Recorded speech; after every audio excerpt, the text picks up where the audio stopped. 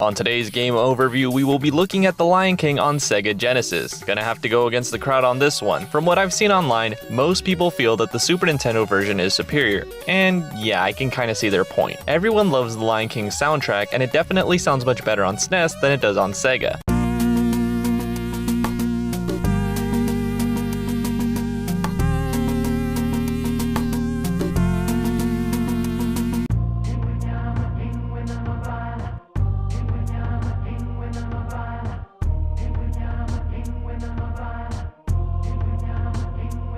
On Genesis, it sounds tinny and farty.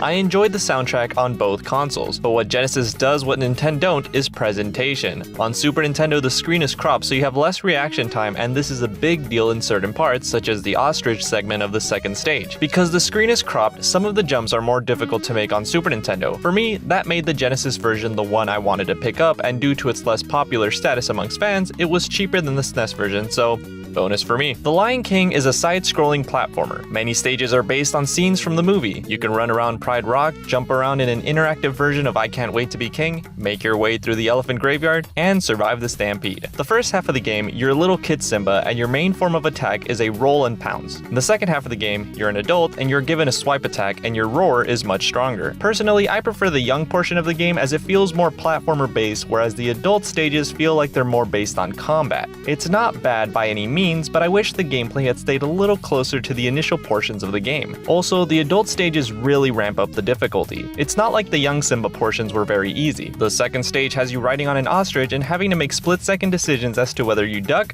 jump, or double jump. Get the time of the double jump off and you're donezo. Also, there's this little puzzle segment where you gotta get these little monkeys to throw you around and you gotta change their direction by snarling at them. It's a trial and error type deal, and it slows down the pace of the game. From what I've read online, this was included solely to slow down player progression due to gaming publishing companies not wanting kids to beat rented games so fast, or that if they made it past a certain point, they were less likely to buy the game. That's lame. The third stage has you navigating tight corridors, avoiding hyenas, and the fourth stage has you running away from the stampede. By far, one of the most difficult levels in the game is the jungle stage where you meet Timon and Pumbaa. Jumping on these logs and the gorilla boss will drive you nuts. One wrong move and you'll be sent down to a watery death. And then came the adult stages. In the lava levels, I don't remember that from the movie, you gotta watch out for bats and not fall into lava. These little fuckers are so small, you gotta memorize where they're at. And then you're greeted with a maze level, which is frustrating because it's easy to get lost. Everything looks the same, and along the way you gotta deal with all these hyenas. And at last you get to the final level at Pride Rock where you gotta fight Scar along the way while climbing up the mountain. It's not too difficult, I'd even argue it's one of the easier stages in the final portion of the game. The only thing that sucks is that to beat Scar, you don't beat him through traditional means. No, you gotta weaken him enough,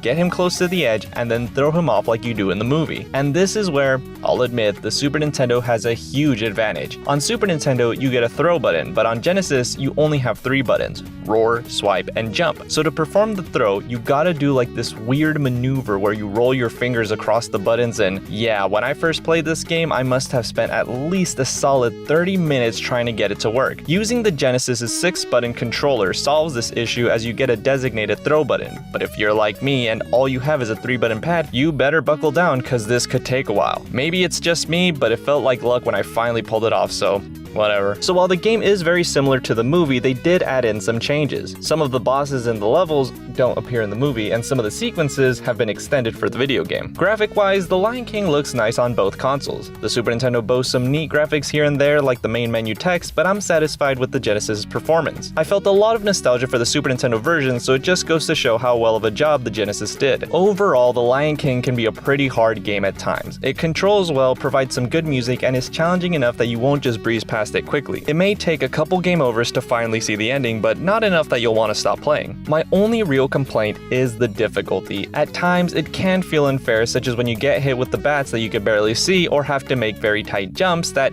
require a lot of precision. But fortunately on Genesis, it's not as big a problem as it was on Super Nintendo. Some people prefer the Super Nintendo due to the soundtrack, but in terms of gameplay alone, I would recommend the Genesis version. For Heroes of Fandom, I'm Boyle, signing off.